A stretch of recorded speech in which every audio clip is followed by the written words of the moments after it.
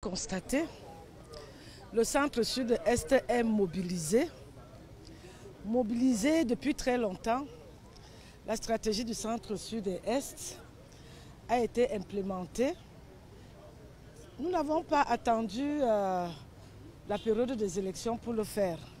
Donc ceci pour vous dire qu'au fil des temps, nous avons travaillé, nous avons tissé la toile et je pense que le 7, vraiment, nous n'aurons plus à nous poser des questions. Le président Paul Biya va être plébiscité par les siens, en plus de tous les autres qui l'ont déjà choisi comme président de la République. Le 7 octobre, qu'est-ce qui va se passer? En fait, c'est une question superfétatoire, dans la mesure où vous venez de vivre en direct l'engagement non seulement de toute la grande famille du centre-sud-est, et surtout de la famille de l'Est, en fait, comme un seul homme. Il n'y a aucune espèce de polémique ou de discussion possible. On va entièrement, évidemment, voter pour notre champion, à juste titre. Non seulement parce que je crois qu'il a un véritable projet de société que nous ne retrouvons pas ailleurs, malheureusement, hein, mais en plus parce que c'est notre candidat naturel. Et nous croyons que grâce à lui, le Cameroun va reconnaître un véritable boom, un véritable regain d'activité vers l'émergence en 2037, comme lui-même l'a dit. Donc je crois qu'il n'y a pas match, hein, c'est le seul candidat. Merci. Merci. Bon, merci de me donner la possibilité de le dire. Nous sommes la communauté Betty Centre Sud-Est et tout le monde sait que c'est le bastion naturel du président Paul Biya. Mais notre travail actuellement, c'est d'aller vers les autres qui sont encore indécis pour leur dire, compte tenu du contexte camerounais, compte tenu des défis que nous avons à relever, c'est toujours le président Paul Biya qui est le candidat qui soit capable de le faire. Même si les autres peuvent mobiliser les jeunes, ça montre qu'il y a de l'espérance. Mais qui favorise cette espérance, c'est le président. Quand nous on était petits, un jeune ne saurait même parler de la politique. Mais aujourd'hui, les jeunes ont quand même la possibilité de s'exprimer. Mais ça peut être une ambition, un espoir qu'il faut laisser grandir. Donc nous savons que le président Paul Biya a déjà gagné. Mais nous ne voulons pas qu'il gagne sans certaines communautés. Et c'est ce travail que je fais particulièrement au niveau des étudiants. Il ne faut pas que le président qui leur a tout donné gagne sans eux. Voilà. Ces gens que vous avez écoutés n'ont pas voté Paul Biya par rapport à un programme politique. Mais ils ont voté Paul Biya parce que le gars est de la même ethnie qu'eux. Les gars ont voté le frère du village. Ils ont voté le frère de l'ethnie. Ils ont voté Paul Biya parce que les gars sont dans la même ethnie. Ouais, pas par rapport à un programme politique, mais par rapport à la tribu. Voilà la raison pour laquelle ils ont voté Paul Biya. Il y a d'autres aussi qui ont voté Paul Biya parce qu'ils ont reçu quelques boîtes de sardines avec un morceau de pain.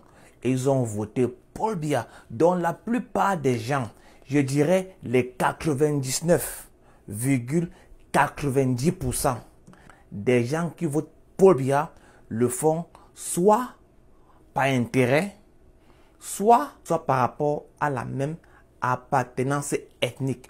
Vous avez la preuve des gens qui ont voté parce qu'il est le frère du village. Ouais. Vous avez écouté, je n'ai rien inventé. Et aussi, ce que j'ai observé, et les gens qui sont de la région du centre, du sud et de l'est, ces gens, quand ils se plaignent un peu, on dit qu'ils sont opposants. Donc, il peut avoir délestage, manque d'eau, manque d'hôpitaux. Tu te plains un peu, on va dire que tu es opposant. Tu es au village, il n'y a pas d'électricité, il n'y a pas de route, il n'y a pas d'eau, il n'y a pas d'hôpitaux. Tu n'as pas le droit de te plaindre. Ce pays-là, on ne parle pas, on ne dit rien. On ne doit pas parler. Il ne faut pas parler parce que dès que tu commences à parler, on te colle des choses sur le dos. Ouais, elle est déjà en Bazonie. Ouais, elle est déjà du MRC. Ouais, elle est déjà ceci. Mais c'est la misère. Ça fait, c'est malheureux de vivre comme ça. C'est malheureux de vivre comme ça qu'on ne peut pas se plaindre. On ne peut pas dire que bon, il y a des délestages. Et il y a le courant qui est parti tout le temps. Pendant des jours, pendant des semaines. Il ne faut pas dire ça.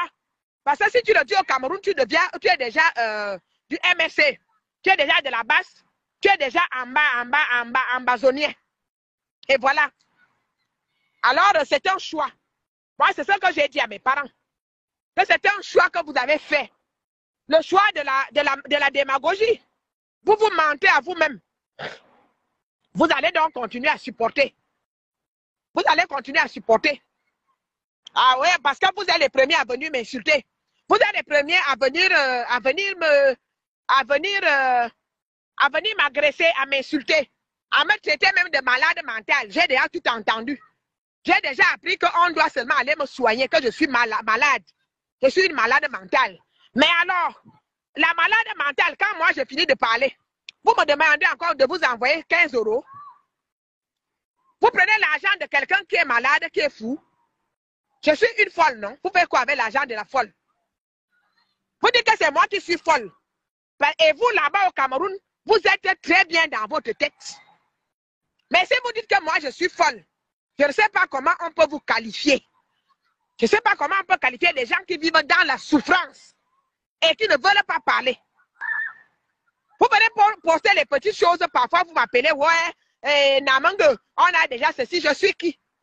Moi, je suis qui? Vous m'appelez souvent pourquoi? Je suis qui? Quand vous avez des problèmes, appelez Paul Biya directement. Appelez les gens qui le représentent là-bas dans le RDPC. Vous avez la région, non? Appelez le président de la région du Sud. Appelez vos maires. Appelez vos maires RDPCistes.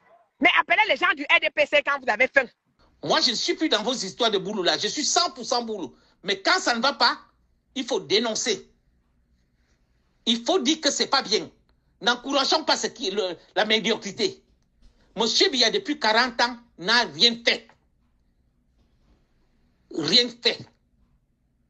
Au Sud. Ça, tout le Sud, tous les boules qui sont honnêtes diront que j'ai raison. Rien du tout. Le Sud n'a pas d'université. Le Sud n'a pas d'hôpitaux. Même les routes, le Sud n'a pas. Mais qu'est-ce que nous avons fait au bon Dieu? Alors quand quelqu'un dénonce ça, il devient l'ennemi à battre. Et c'est pour cela que vous, les Justin Mboutou, vous êtes contre M. Obama. Parce que je dis la vérité. Mais moi, je ne sais même pas si vous êtes des personnes normales. Vous soutenez quelqu'un qui est là depuis 40 ans. Dans sa propre région, le département de Ndjé-Lobo, il n'y a pas une usine pour donner le travail à ses frères et cousins et les membres de sa famille les plus proches. Il n'y a pas d'usine. Après 40 ans de pouvoir de M. Biya, il n'y a pas d'usine. Et les bons messieurs et les chers messieurs comme Justin Mboutou s'opposent contre moi parce que je dénonce cela. Qu'est-ce qui nous manque au Cameroun? Nous avons tout au Cameroun pour devenir riches. Mais pourquoi nous sommes pauvres? Monsieur Justin Mboutou, est-ce que vous pouvez me répondre à cette question? Vous qui soutenez Monsieur Biya, parce qu'il vous donne des petits miettes là, vous partez là, on vous donne des petits 10 000 francs comme ça là, on vous envoie des petits chèques là. Qu'est-ce que Monsieur Biya a fait? Dis-moi, je vous lance un défi. Citez-moi quelque chose que Monsieur Paul Biya a pu réaliser dans le Sud Cameroun profond. La dernière fois que j'étais à Saint-Melima, moi, je suis dans le département de l'océan. Mais la dernière fois que j'étais à Saint-Melima, à Minkang, à Djom, à Monoko, tous ces villages-là, au Veng, tous ces consorts Biba, j'étais comme ça. Mais c'est la pauvreté totale. Les gens vivent dans la misère totale. Je suis même allé jusqu'à Mayom Sala, le village de Paul Biya. Les gens sont pauvres à Mayom Sala. Après 1 kilomètre du domicile de M. Biya, 500 mètres, les gens n'ont pas de l'eau pour boire. Et vous encouragez la bêtise. Chebiya Anvomeka, après 200 mètres de son domicile, les voisins n'ont pas d'eau potable. Ils n'ont rien. Ils sont accroupis dans des vieilles maisons comme ça.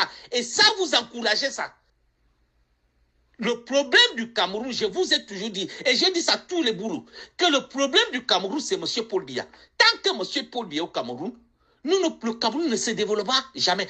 Je vais encore le redire.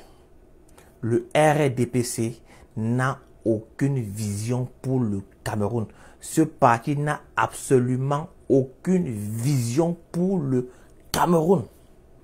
Aucune vision. Si je mens, prouvez-moi le contraire en mettant en commentaire la vision du RDPC pour le Cameroun. Passez une bonne journée. Que les énervés mettent seulement leur insulte en commentaire. Ciao. Mettez vos insultes en commentaire, crachez vos colères, vos galères, je les prends comme des